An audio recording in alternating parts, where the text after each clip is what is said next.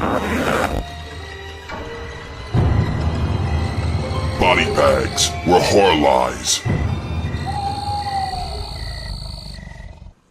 What's up, YouTube? Welcome to another week on the Body Bags. This week's theme is Stephen King Part 2. Starting another Stephen King week. I was looking through what people have picked in the past and are picking this week. And I was so surprised that this one wasn't picked, so I had to grab it. That is Creepshow. Now, this is not per se a novel that has been adapted, by Stephen King, but he did write the screenplay, and a few of these are based on his short stories. So, it technically is Stephen King, in my opinion. So, of course, directed by George Romero. So, ultimate duo there. And this one is just a classic of all classic anthologies, in my opinion. One of my all-time favorite that I've seen. And a lot of that has to do with the format of this. And I've grown up as not only a horror fan, but a fan of comic books, especially horror comic books.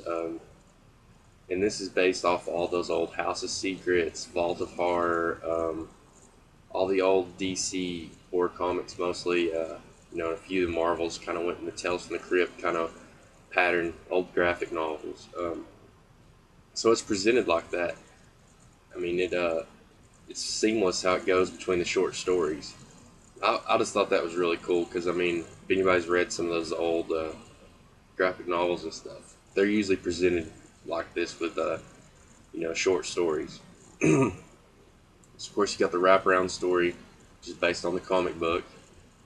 It's hard to go into detail on the plot on these without just giving them away. So I'll very briefly run through. There's 5 short stories in your wraparound. Your first short story was Father's Day, I believe.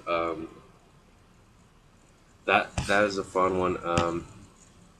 Basically, a family is coming to collect their inheritance from their father that they all hated, and there's flashbacks there, and it's a cool one. And the second one is probably my favorite if I had to choose. I think all 5 are solid. The second one is The Lonesome Death of Jordy Verrill, starring Stephen King himself. Over the top acting by Stephen King, which is ridiculous, but it's highly enjoyable in my opinion, and just a fun story. It's just a good time in my opinion. Of course, that's the one with the space rock coming down from space, and he ends up trying to sell the meteor, and he gets more than he bargained for. Classic. Then you got Something to Tide You Over. It was Leslie Nielsen and Ted Danson. Hard to go in detail on that one, but basically psychotic Leslie Nielsen. It's worth it. The Crate, as one of my other favorites in this one. I've always enjoyed that. Stuck with me. Cool little creature feature segment. And then They're Creeping on You, which is the bug segment. So it's got pretty diversity in the themes and the kind of subgenres of horror that it has in it. They're all done well, in my opinion. It's a fun watch from beginning to end. So then, like the last scene, it'll freeze frame and it'll turn into like a handwritten comic book photo, and it transitions the page, from comic book to the next short story. Like I said, the whole presentation and stuff, it really does it for me, being a comic book fan, so I'm biased on this one, but I think most people agree this is a classic flick. If I'd give a rating, super high rating, I'll have to say the intro and theme are great. The score, it's a fun time there.